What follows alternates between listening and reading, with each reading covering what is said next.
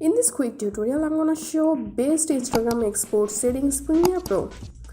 Click on this new item, Sequence, expand Digital SLR 1080p and select this DSLR 1080p 30 frames per second. Then go to settings. Give frame size 1080p horizontally and 1350 vertically. Okay.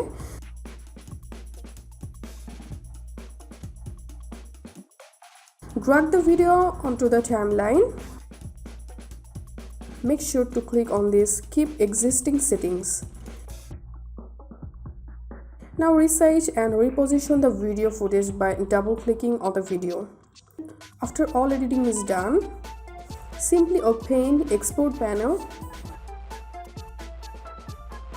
From this preset, make sure to select Match Source High Bitrate.